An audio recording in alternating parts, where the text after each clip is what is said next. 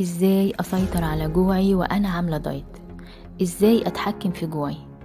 ازاي ما اوصلش للنقطة اللي تخليني جعانة قوي واكل اي حاجة قدامي؟ ازاي اعمل كده؟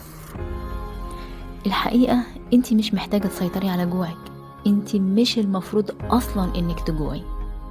ايه؟ مش المفروض اجوع؟ ازاي؟ ده انا عاملة دايت، ده الدايت ده كله جوع وحرمان. غلط، ده الدايت الغلط هو اللي كله جوع وحرمان، انما الدايت الصح مش ممكن اصلا فيه تكوني جعانة وعليه.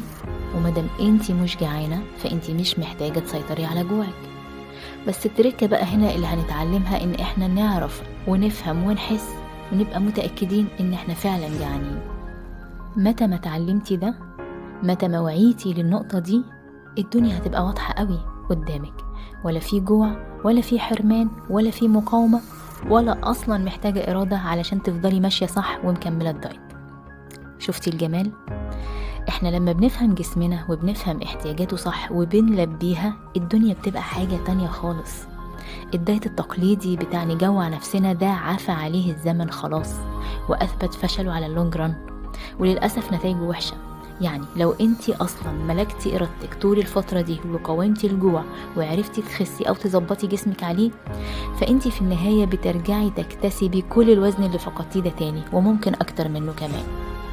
ولو ما اكتسبتيهوش فانتي في الغالب هتلاقي حاجة في صحتك وقعت، ومستوى صحتك نفسه قل على مستوى طاقتك وقوتك.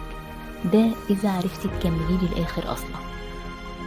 هنتكلم بقى على مدار السيشن بتاعت النهاردة عن كذا تريكة بنعملها علشان نبقى محافظين دايما على مستوى الشبع ومستوى الساتسفاكشن او الرضا اللي جسمنا يبقى فيه، بالإضافة لشوية معلومات لذيذة كده عن رحلة الجوع والشبع جوه جسمنا شكلها عامل ازاي. وبالتالي لما بنوعى بده بنبقى فاهمين قوي، بنبقى فاهمين احتياجات جسمنا ايه، وبنقدر نلبيها بكل حب ولطف ويسر. تابعي معايا درس النهاردة ووهم السيطرة على الجوع.